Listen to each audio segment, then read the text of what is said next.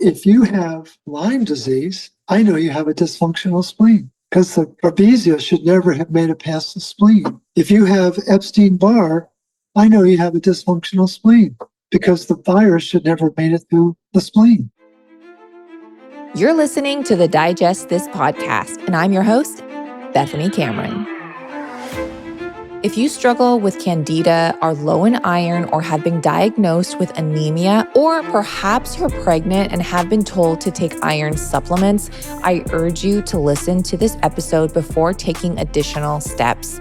Morley Robbins is back after 2 years of our initial interview back in 2023, and we dive into the confusing topic of why so many are anemic despite getting iron infusions, taking iron supplements, and even eating red meat and liver without any improvements.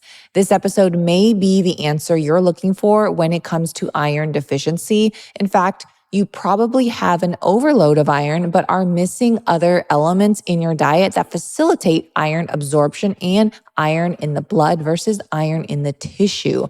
Just like certain vitamins are fat soluble, which means you need fat to be able to absorb those vitamins, iron needs other cofactors to be able to be utilized properly. Oh, and I know I mentioned candida. And if you have candida, most likely you are anemic. And if you're anemic, you probably have candida. This is not a doom and gloom episode, but quite an inspiring one because this gives hope and insight to those looking for answers. I have a question for you all. What's antibacterial, antimicrobial, anti-inflammatory, contains antioxidants, improves oral health and digestive support, and contributes to wound healing?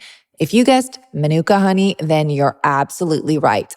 Every time I talk about Manuka honey from New Zealand on my Instagram, I always get messages from my followers telling me how much they appreciate me introducing this ancient healing honey to them and their family. A little goes a long way, and this honey should be saved for medicinal purposes, not baking into cakes or cookies. It's something I always have in my pantry because it never spoils, ever. And a tiny teaspoon daily is all you need to get the endless benefits both internally and if you apply it externally on your face for breakouts or even burns, its potent healing powers work wonders. Manuka honey contains 3 times more antioxidants than your typical sweetener and the special antibacterial compound called MGO. The higher the MGO count, the more of these antibacterial compounds exist in the honey. It's hard to find Manuka honey with an MGO above 500, but Manuka guarantees an MGO of at least 850. Now it's easier than ever to get Manuka honey. Just head on over to manuka.com/digest to save $70 on their starter kit, which comes with an 850 plus MGO Manuka honey jar, 5 honey travel sticks, a wooden spoon, and a guidebook. That's manuka.com/digest to save $70 plus $25 worth of free gifts. That's manuka.com/digest. All right, you guys, I know omega-3s are something almost every person wants to improve their health and take on the daily. But if you haven't heard, most omega-3 fish oil supplements are rancid because they oxidize prior to even making it to the grocery store shelves or that online store you purchase them from. I actually stopped taking omega-3 fish oil a year ago when I found out its dirty little secret, and I switched to fatty 15, which never oxidizes, providing the benefits of omega-3s plus additional perks fish oil doesn't even provide, including aiding in cellular fragility syndrome, which 1 in 3 Americans have today and not even know it. I've talked about Fatty 15 forever on my Instagram, and if you're one of the millions that's already familiar with it but have yet to pull the trigger and try it, now's your chance because Fatty 15 is on a mission to optimize your C15 levels to help support your long-term health and wellness, especially as you age. Right now, you can get an additional 15% off their 90-day subscription starter kit by going to fatty15.com/digest and using code DIGEST at checkout. This tiny capsule is also vegan with no fishy burp smell. And if you're not completely satisfied, They offer a 30-day money-back guarantee, so you can try it totally risk-free. Go to fatty15.com/digest to get this amazing offer. I hope you enjoy it just as much as my husband and I do. All right, Morley, it has been 2 years since we last spoke and you came on the show. So welcome back. Well, thank you. I had no idea it had been that long. So I know, crazy time flies. Yeah, exactly. Okay, so I have 2 rapid fire yes or no questions, and you can only answer yes or no. Are you ready? Really? That's very hard for me, but go ahead. Okay, first question. Is iron deficiency caused by low iron? That's not a yes or no question. Okay, humor me, and we'll get into it. There's a difference between low iron in the blood and high iron in the body. Okay, piquing my listeners' interest. Okay, next question.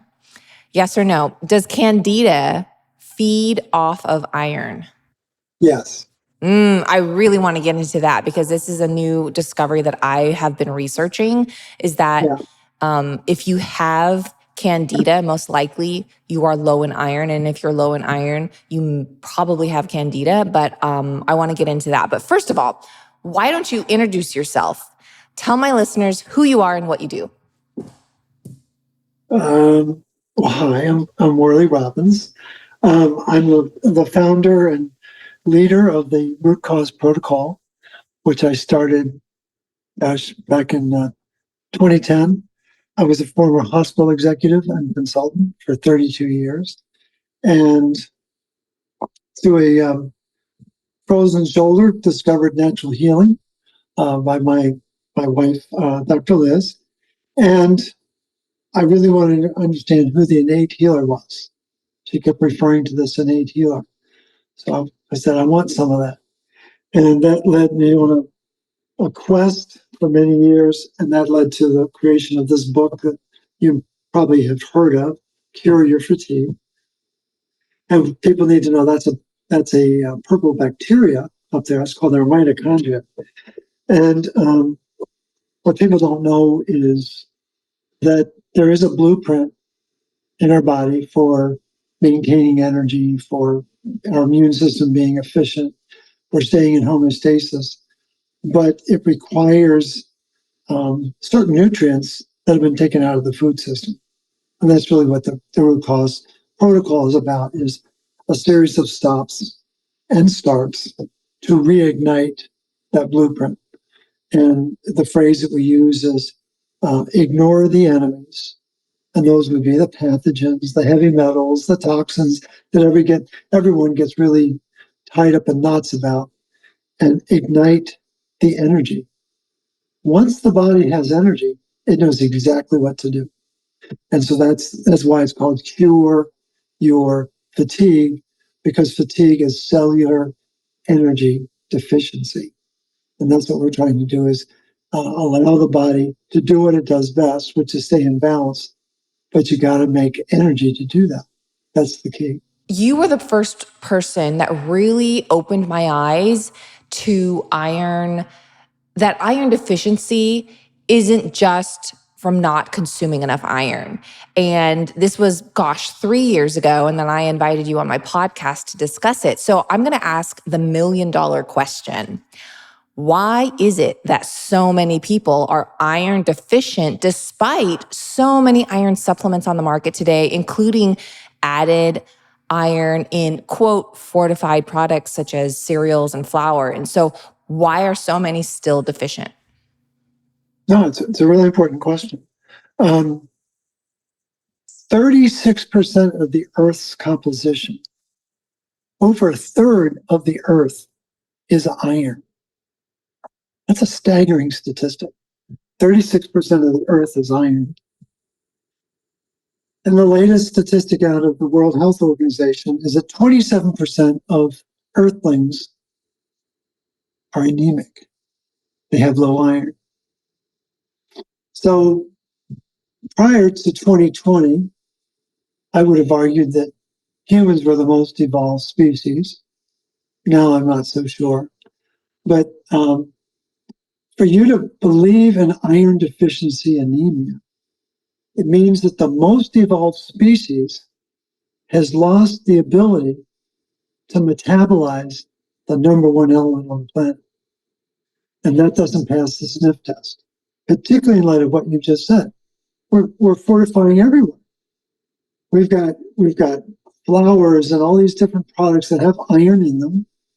We have iron supplements. We have iron infusions. I don't call them infusions anymore. They're iron invasions. And they're very toxic to the body. And so the confusion goes back to my response to your question. There's a difference between iron that shows up on a blood test and iron that's not measured by a blood test that's stuck in the tissue. And that's the part that people don't know about. So let me explain what I mean. We've been together a whopping 5 minutes now. So that's 300 seconds we've been together. And every second of every day, we need to turn over 2.5 million red blood cells in our body. In the course of 24 hours, we have to replace 200 billion red blood cells. And the dilemma we've got is that, as I've been advised by friends, Morley, stop talking about these big numbers. There's 1, 2, and a lot. But I think it helps for people to hear the big numbers. 200 billion every 24 hours. And what's amazing about that is that it only takes 25 milligrams of iron. It's a really tiny amount. It's a real 25 milligrams is nothing. But it takes 25 milligrams of iron to replace 200 billion red blood cells. But here's the part that will shock your listeners. 95% of that 25 milligrams, 24 of that 25 milligrams comes from an iron recycling system. And its formal name is reticuloendothelial system, which is a very stuffy way of saying recycling. And what runs the reticuloendothelial system are what are called recycling macrophages. Those are the Pac-Men that gobble up the dying red blood cells. And guess what they need to have in order to do that? They got to have copper. And if they don't have copper, they can't do their job. And if they don't do their job, the iron doesn't complete the cycle.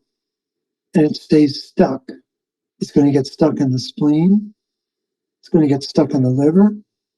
It's going to get stuck in the bone marrow.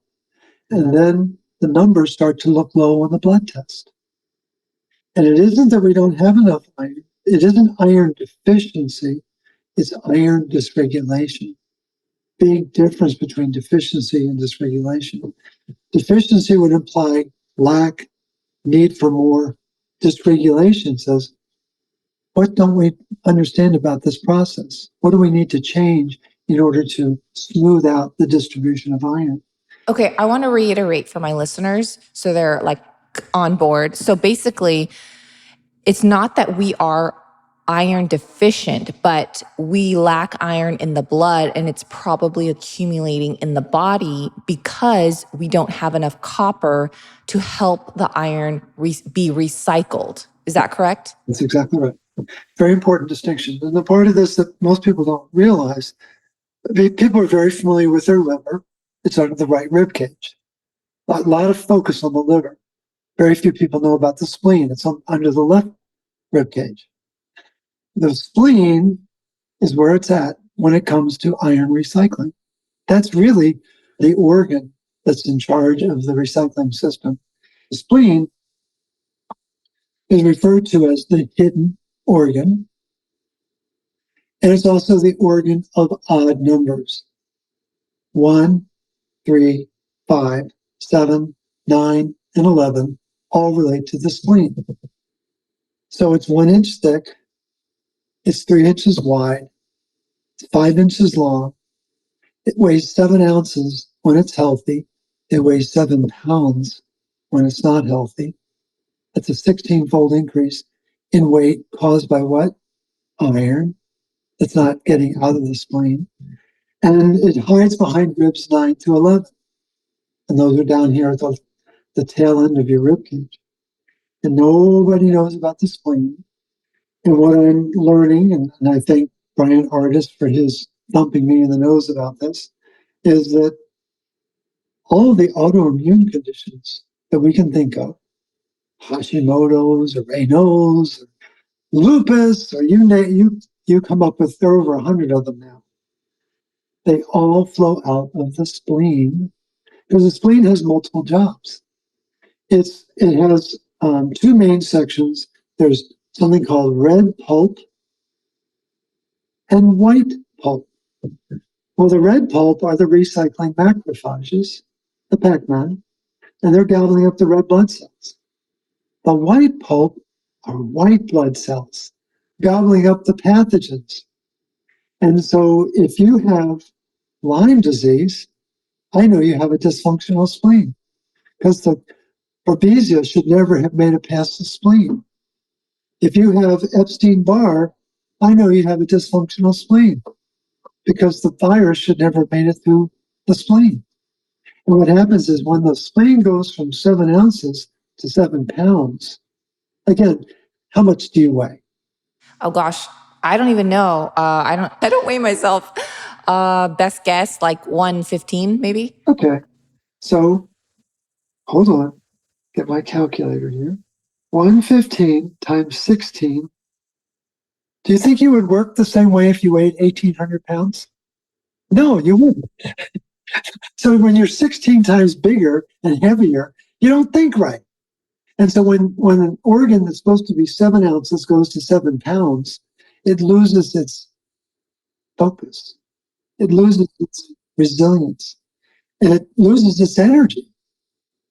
And the thing is, everyone loves to talk about color.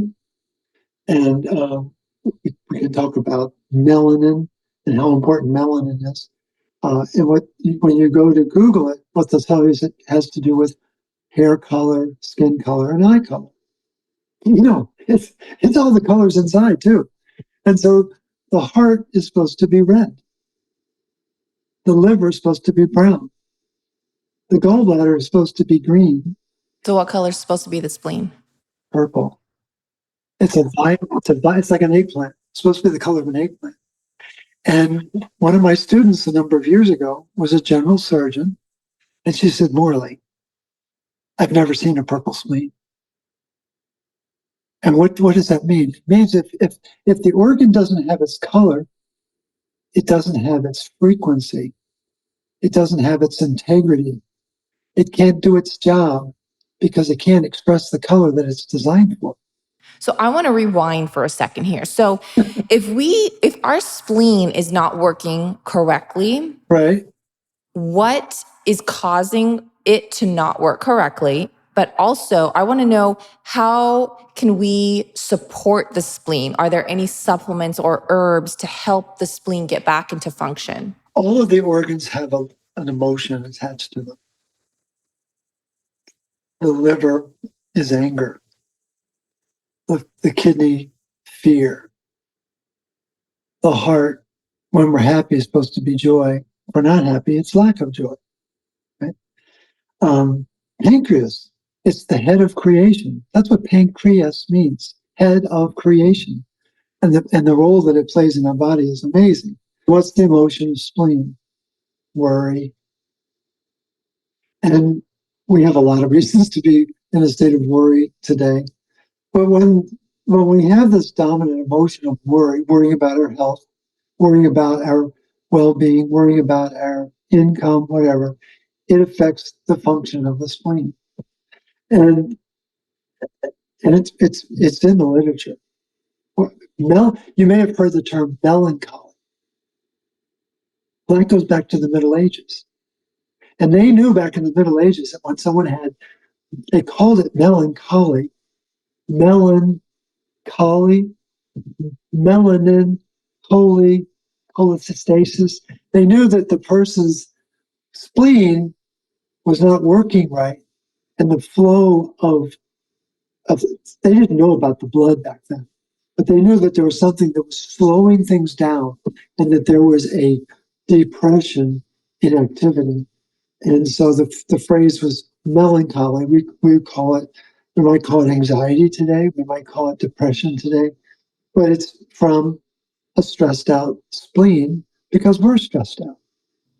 So are you saying worry, depression, and anxiety is what's causing everyone's spleen to be dysfunctional? There's no other factor? Well, let me go one step further, because I know it borders on disbelief. Have you ever heard of the hormone hepcidin? Hepsidon? Yeah. Yep. So no, I don't think I have. Okay, that's fine. So you've heard of ferritin? Yes. Iron storage protein. Mm-hmm. So there's three ways to measure iron. We have hemoglobin, ferritin, and serum iron. And any one of those could be off, or all three could be off. But the part that people don't know about is that there's a relationship between ferritin and hepcidin. And so there are positive regulators of the body, and there are negative regulators. So a positive regulator would be your parents when you were little, making sure that you were fed, got clothed, went to school, got fed properly, went to bed. That's positive regulation. Negative regulation would be a SWAT team coming in to make sure that you go to bed. It's a very different experience to have someone break down the door and throw you in bed. And that's what a SWAT team would do. They're very gruff. Well, the copper protein, ceruloplasmin, that I'm sure we talked about in our first conversation many years ago, is a very important protein that has many different functions. But probably the most celebrated is its ability to keep iron in proper regulation. That's really its job, and one of its principal jobs. And so it makes sure that iron is the right valence so it can connect with transferrin, which is the transport protein, and take it back to the bone marrow so it can be turned into a new red blood cell.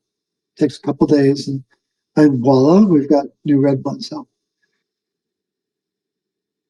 Hepcidin is triggered by stress, and it's actually activated by an enzyme that no one's ever heard of called furin, Furin. And I was just reading an article about this just in the last week, actually. There's a model for stress called social defeat stress. We might call it PTSD. COVID was social defeat stress. On a macro level, it's a global experience of social defeat. I think everyone can relate to that one. Don't get within 6 feet. Don't get out of your house. Don't go back to work. We can think of all the things that took place. It turns out that furin it's an enzyme. It's a very powerful enzyme that activates hepcidin. And what hepcidin does is it shuts down the iron recycling system so that the iron does in fact get stuck in the spleen, does in fact get stuck in the liver, does in fact get stuck in the intestine and the bone marrow. And we're getting into an area of issues that even some hematologists might not know about. So I think it's great that your listeners are going to be able to hear this and be able to learn it for themselves. But the thing is, within the RCP, we encourage people not to just dump their iron. It's one of the steps that we talk about. Do blood donations on a regular basis, especially if you're a guy or a menopausal woman, but even women who are cycling should be donating blood at least twice a year to lower the iron footprint in the body. But the other recommendation we have is for people to dump their fear. And we spell it a little bit differently within the RCP. It's Fe-AR. And that way you see the symbol for iron.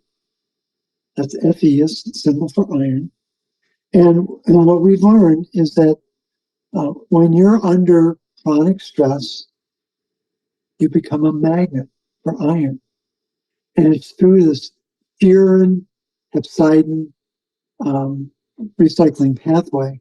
And it's well documented in the research. This is mind-blowing to me, and I want to give my listeners an analogy because they may be thinking this is woo-woo and this is just crazy talk. But I remember a while back, I definitely know, I think everyone can agree that the mind-body connection is real, and stress raises your cortisol.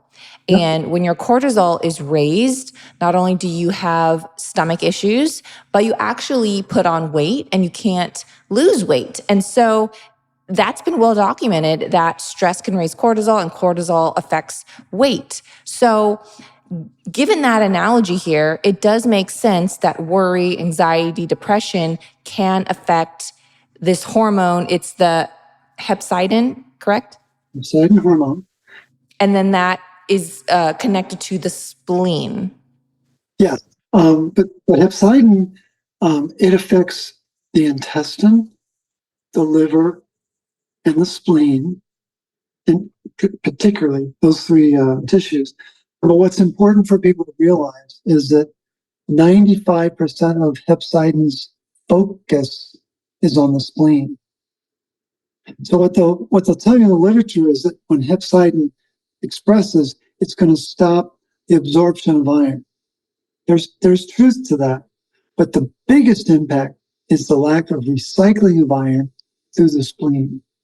95%, 24 out of our 25 daily milligrams of iron comes from this recycling system, and nobody talks about that.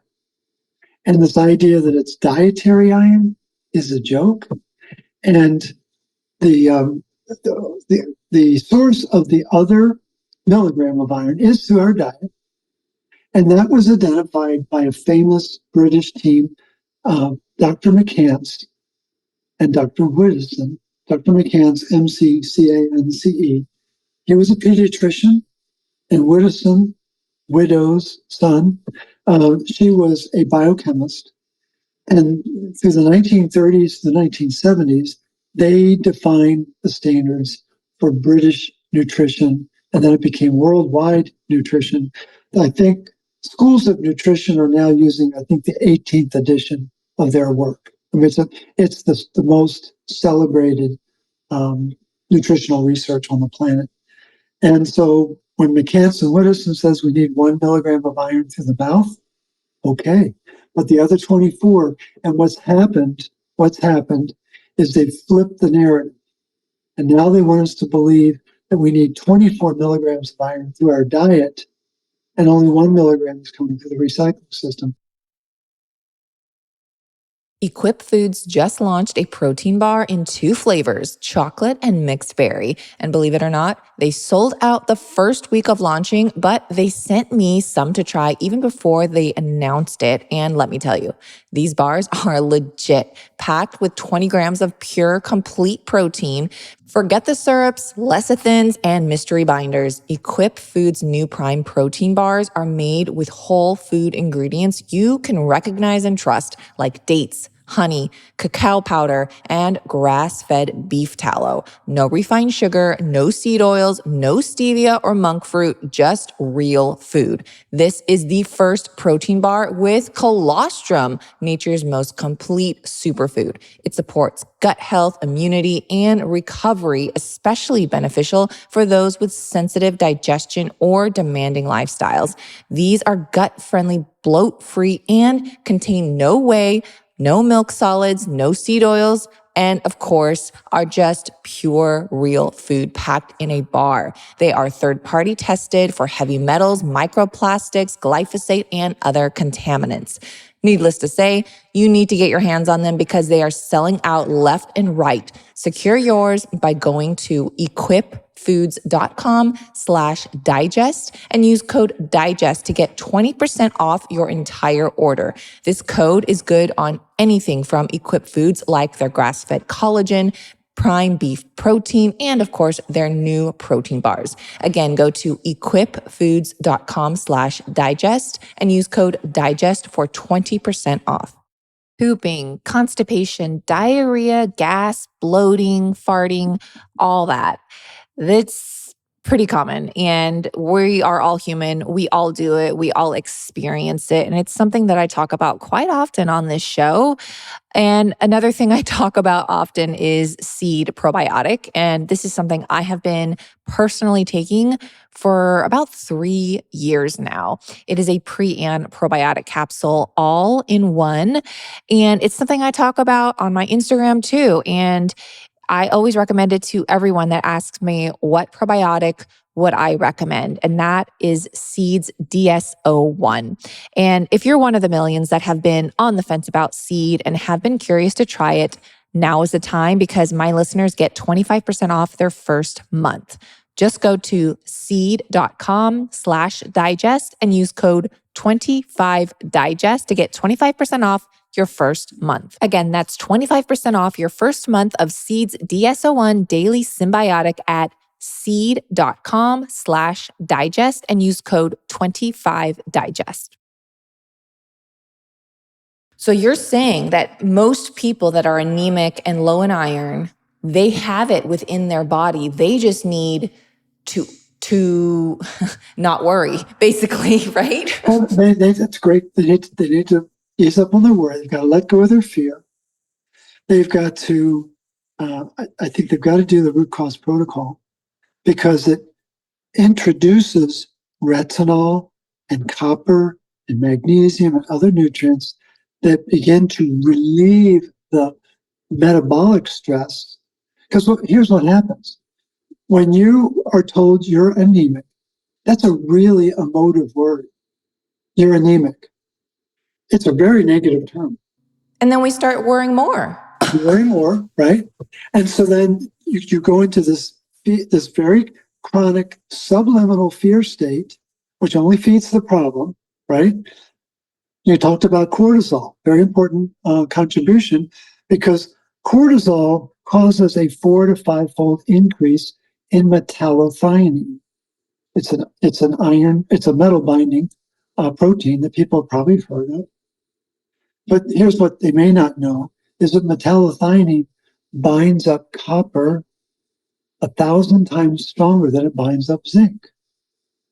But when you go into a state of cortisol release, chronic cortisol release, you're taking copper offline. Why is that a problem? Because the lower your copper, the higher your hepsidon is going to be. And that's in the research. Welch and Ost from the University of Utah, 2007. And so people don't know about that research. I know about that research because I'm driven to understand this problem of low iron and the misunderstandings that comes from this perception that I'm anemic. And I think it's the greatest deception on the planet. I really do. Well, I know people are really deceived. And I actually had a personal friend reach out to me. He said that his daughter was low in iron and he freaked out because the doctor said they're low in iron. And I had told him, I said, well, you need copper to help with that. And so he started researching copper and things like that. I was just trying to help him out. But I do think that copper, as you said, plays a role. But also, I kind of want to go back to the spleen really quickly and ask, are there any tests or blood work to determine if our spleen is working properly? I'm not aware. I think anemia is a test. Well, okay. No, but you were asking about supplements. So I think the protocol, the root cause protocol, the stops and starts is very, very important. Clearing the emotions, very, very important. There is a product that's made by Standard Process called Spleen PMG. PMG stands for protomorphogen. It's just, think of it as a stem cell, if you will. And I have clients who take that product as directed on the bottle, and it nourishes the spleen so it can think again. And so that would be, in addition to other things that we've talked about, I think that's a very useful addition to that routine. Because I think it's, and when 27% of people are worrying about their iron status, that's a serious problem. Well, I think more percentage are just worrying about their health in general. So, yeah. And so when you start, if you think you're anemic, then what are you going to do? You're going to start to increase your iron. You're going to be drawn to iron supplements. And the work of the research of Jamie Collins at the University of Florida in Gainesville, he's got from 2013 to 2020, he's got 5 studies that say that you start to increase your iron and you're going to start to blunt your copper metabolism. Well, that's the worst possible thing you can do. Because the part of this conversation that's the hardest for your followers is, but no one's ever talked about this before. And that's why they should know it's the truth. Because as soon as you're told to go left, you need to go right. Because the whole system is geared to confuse us right now.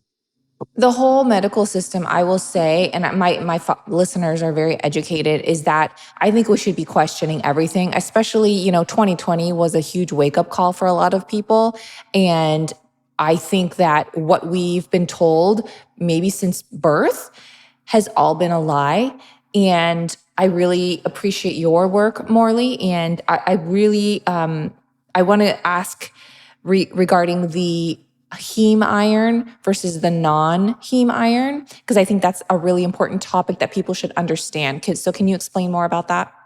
So historically, our ancient ancestors would have only had access to heme iron.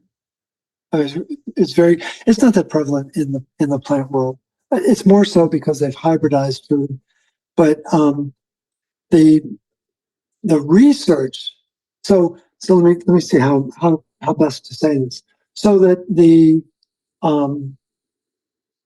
recycling system is basically breaking down heme. Because what we're doing is breaking down a red blood cell into hemoglobin, then breaking hemoglobin down into heme. They're going to break heme down into iron, and then it's CO2 and biliverdin and things like that. But it's the heme metabolism, and so the body knows what to do with that. It's really good at that. So for my listeners, heme iron is from animal sources and non-heme is from plant sources. Plant and synthetic sources. And synthetic, okay. And so think of it as heme is organic, non-heme is inorganic. Very different. And we want the heme iron. Well, we're going to get into religious wars because not everyone wants to be eating animal products.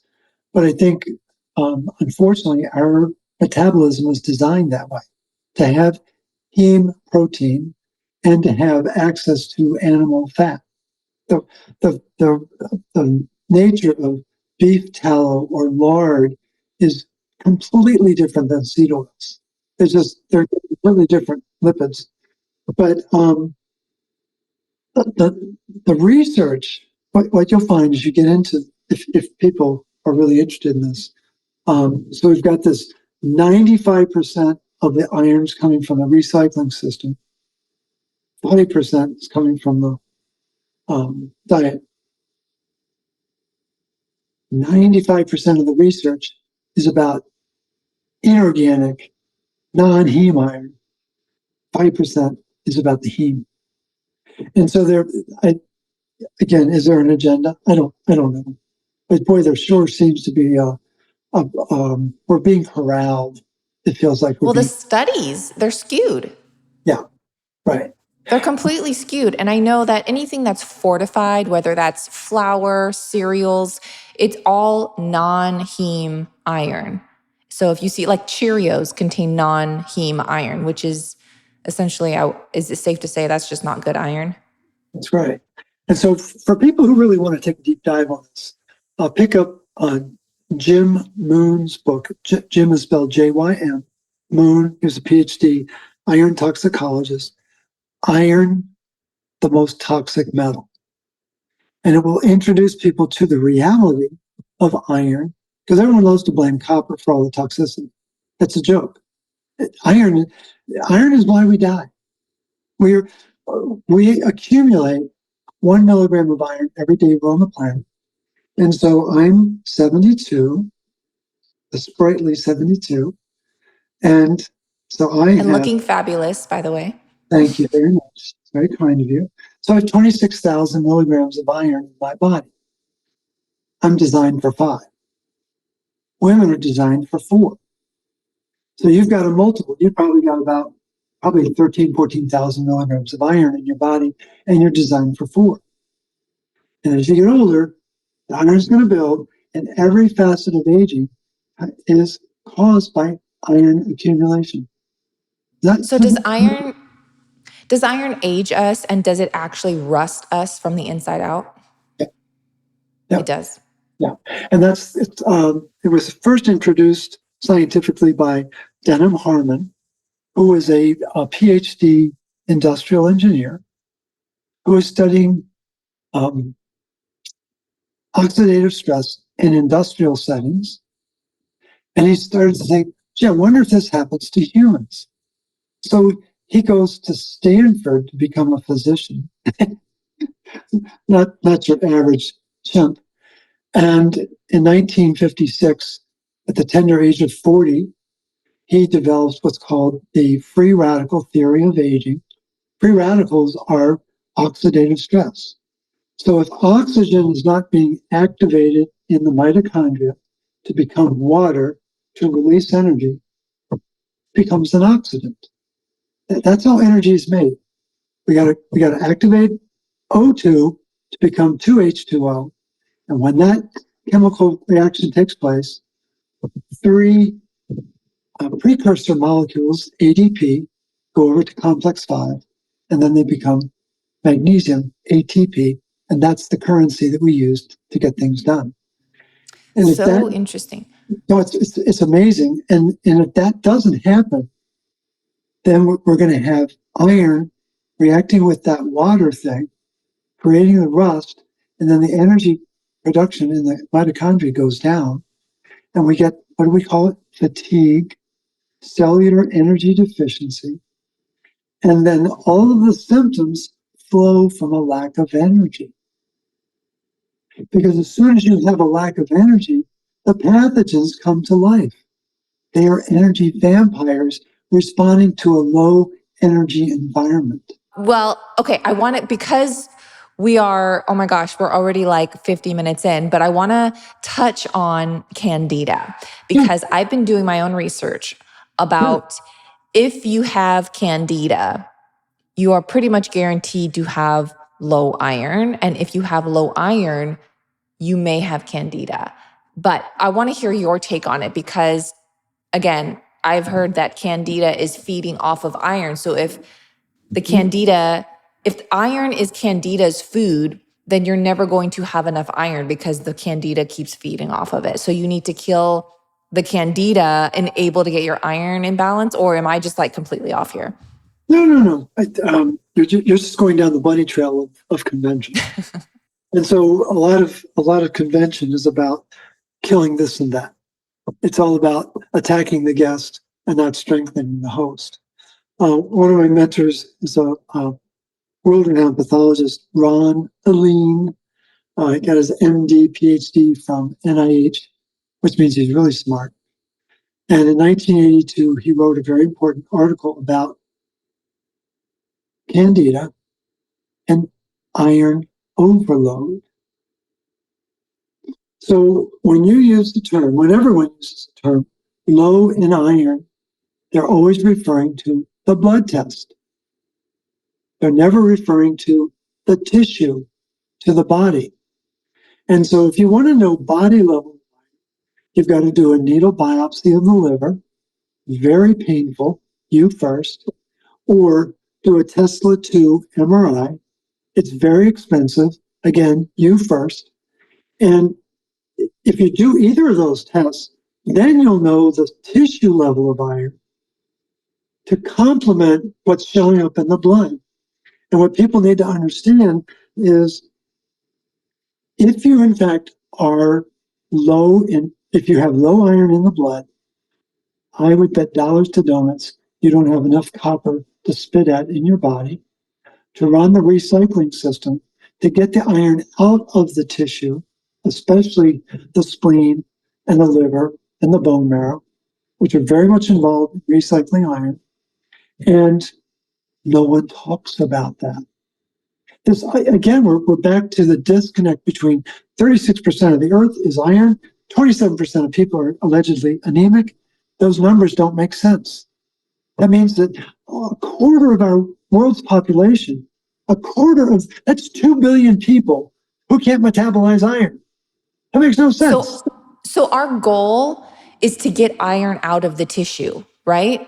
Our goal is to recycle iron 24/7. Iron is meant to be in recycling and in circulation constantly. And what they've done, they've created this mindset that we need to have iron in storage. Oh, I need more iron in my ferritin. No, you don't. That is not at all the case. Ferritin didn't even become a subject matter until 1972. Jacobs et al., British Medical Journal, group of Welsh hematologists suddenly turned the spotlight away from hemoglobin and they put it over on ferritin and said, let's study ferritin now. And people don't realize we got snookered. That was 50 years ago. And we're still reeling from the insanity of that, because here's the critical piece of information for your followers. We talked about 3 ways to measure iron in the body. We've got hemoglobin, ferritin, and serum iron. Hemoglobin, it's a bucket. Picture a bucket. Bucket's really big, right? And when you take hemoglobin, which is 70% of our iron, and then add myoglobin, which is in the muscle, very similar protein, that's 80% of the iron in the body is in this big bucket. 80% of the iron. Then take a teacup. A teacup is smaller than a bucket, right? So 10% of the iron is supposed to be in ferritin inside the cell, which means it's not supposed to be in the blood. When it's supposed to be in the cell, it's not supposed to be in the blood. And we've been snookered again to think that, oh, my ferritin is low in the blood, I need more iron. Stop thinking that way. The teacup is supposed to be in the cell, and there's really, they do it in research studies, but there's no commercial lab test for ferritin in the cell. Doesn't exist. And they want you to believe, oh, we've done the studies, wink, wink, and there's a correlation between ferritin in the blood and ferritin in the cell. Wink, wink, you can trust us. Wink, wink. No, you can't. Stop going down that path. And then the third measure of iron is serum iron. So go with a thimble. I would love to know how many of your followers have used a thimble in their lifetime. Probably very few, but it's a very tiny, little tiny container. And I'm picturing my mom using her thimble to make hair. I've used it for sewing. Okay, that's great. I commend you for that. But it's a very small container, and less than 1% of iron is in the serum, in the plasma of the blood. And so when we picture a test tube of blood, it's red. And when we spin it down in a centrifuge, it becomes 2 colors. There's packed red blood cells at the bottom, and there's this yellowish liquid at the top. And that's the serum that the red blood cells swim in. I spell it SEARUM because it's supposed to have the mineral composition of seawater. And so there's a very small fraction of iron in the blood, and that number should be 100.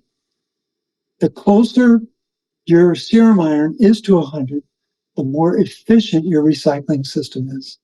The lower the number is, I've got clients that are in the 20s and 30s. I know that their recycling system isn't efficient because the iron is stuck in the tissue that nobody measures. Okay, so for those listening, in layman's terms, what do we need to do to get it out of the tissue? Do we need to take copper supplements? Like, what is like the $1 million question here, or what is the $1 million answer? $1 answer is do the RCP, donate Root blood, cause protocol. dose protocol, rcp123.org. Go to resources and then download the starter guide. It's a brand new starter guide. It's about 12 pages long. You can print it out, post it on your fridge. There's a series of supplements that we recommend people take. The big change from 2020 is we have added a copper supplement. I helped inspire a supplement called Recuperate. That's my unending wit, Recuperate. And so Is it spelled like copper, recuperate? yeah, it's RECUP, CUPER, ATE. CUPER is Latin for copper. So, that's those capsules are 2 milligrams of copper, along with desiccated beef liver and spirulina and turmeric. And those are the cofactors you need to really get the full benefit of the copper in that supplement. But we recommend retinol, we recommend whole food vitamin C. It's about 10 different nutrients that we really encourage people to take. And when people harness themselves to them, the most amazing thing happens. They start to get their energy back. Their body comes back into balance. They start to feel completely different, and their symptoms go away. But Well, it's interesting that you mentioned the retinol, because I know that to have a healthy baby, egg yolks, they're high in retinol and of course many other nutrients and minerals. But the egg yolks, it's attributed to a lot of healthy babies. And I think that is just one part of the puzzle with the carotenoids. And that's super fascinating. And I think it's really good that you bring attention to it's not just like this one piece or this one supplement, but there's so many different cofactors and everything works synergetically. I don't know if I even said that right.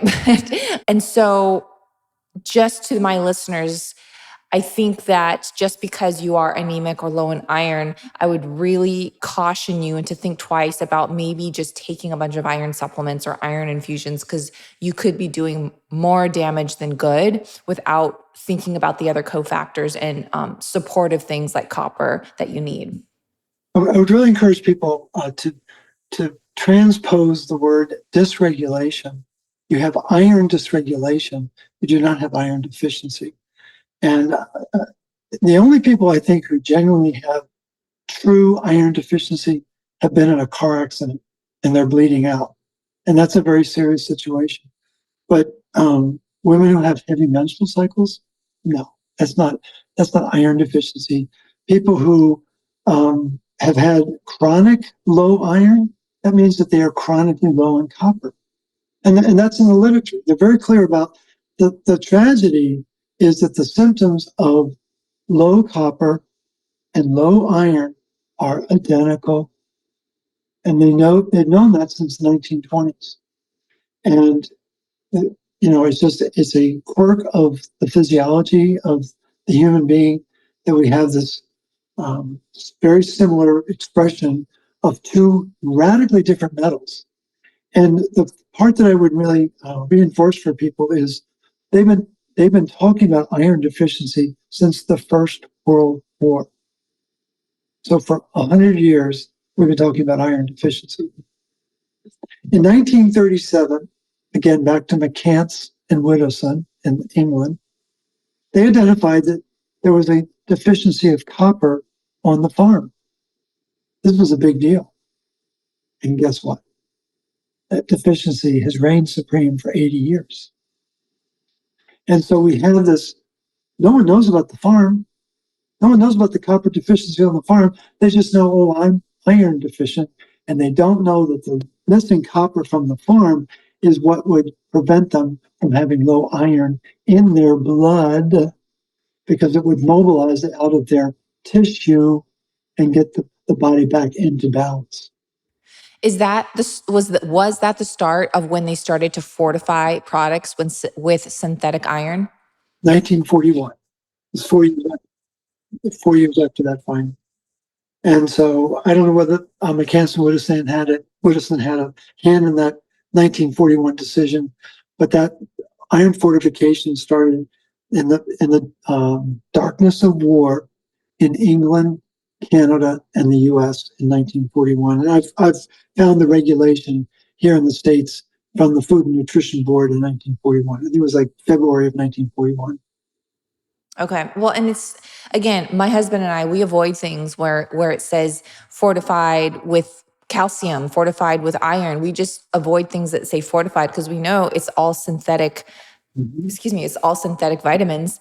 I want to talk again just about the whole blood donation, because I think that if you do not have a menstrual period, whether you just don't have one, or if you are past that point in your age and you're menopausal now, or maybe you're a male, I want to talk about the importance of actually giving blood, because that can actually make you healthier, like dumping excess iron. Is that correct?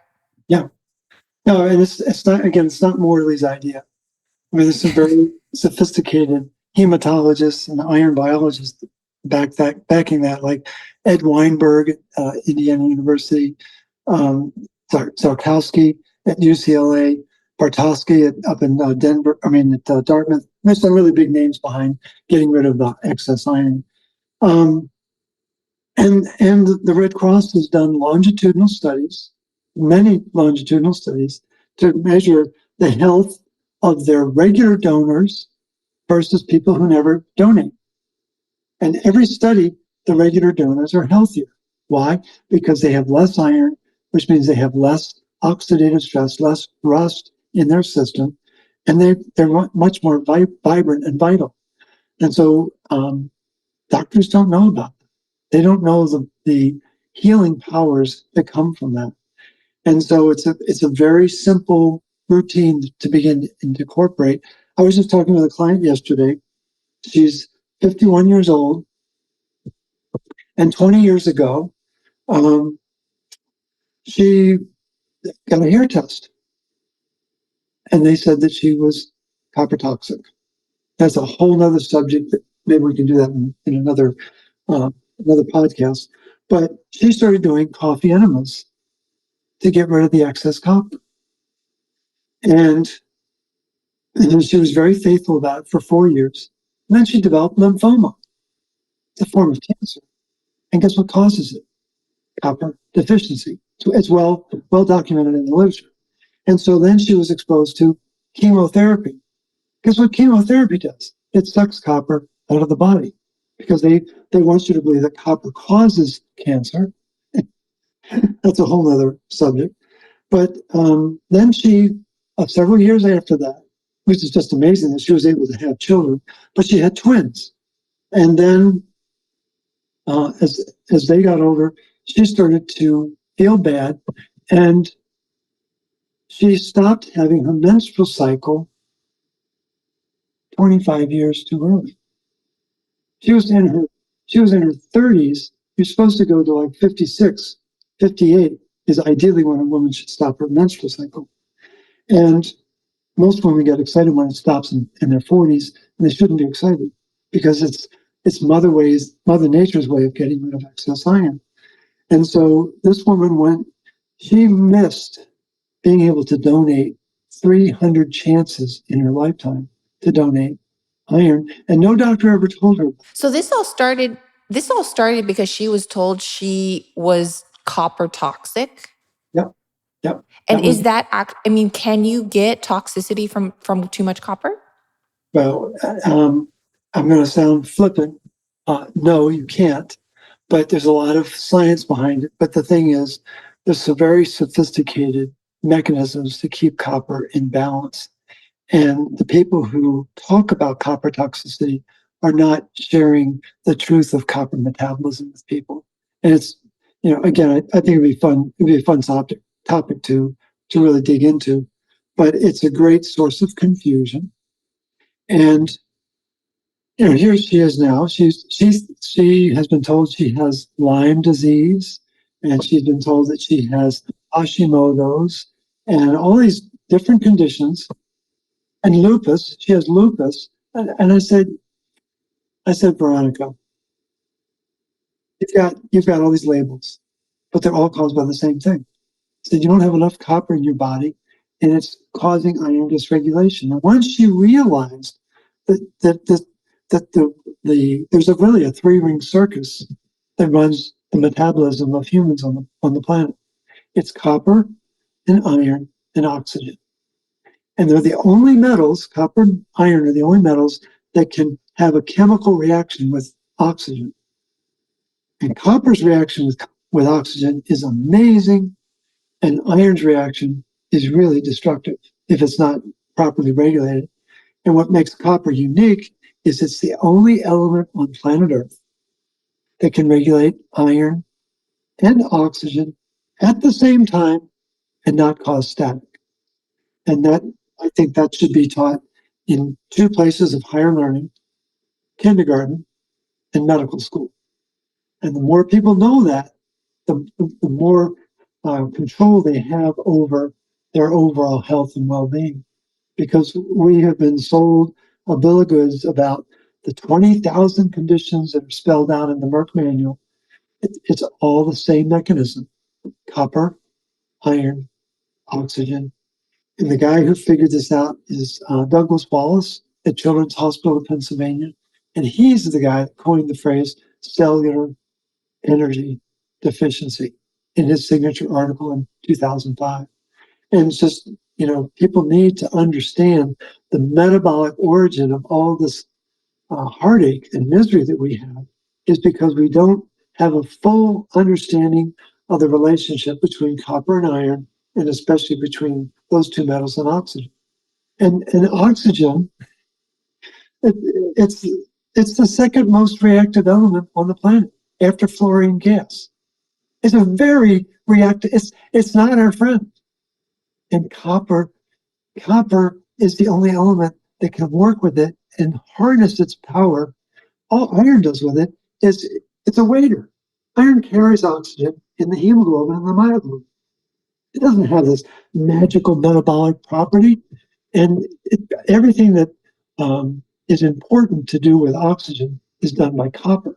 Well, the research you've done is just beyond so many years, and I am so thankful to have you on. For anyone interested, the root cause protocol, I'll go ahead and put where you can find that in today's show notes so that you guys can find it easily. And I'll put Morley Robbins' website, on there in case you're interested in doing more research on him and finding his book and all of that. Thank you so much, Morley, for your time. I really appreciate it. Absolutely. And for people that want to reach out to me, my email address is my first and last name at Gmail. I'll give you my cell phone. It's 847-922-8061. And Bethany, I get calls all day long, all week long, and I'm happy to have the conversation. So, all right, you guys, you heard his email and his cell phone number. So there you go. Well, I do. I mean, I've done 350 podcasts. I've done this a few times, and the people that really need to get a hold of me will get a hold of me.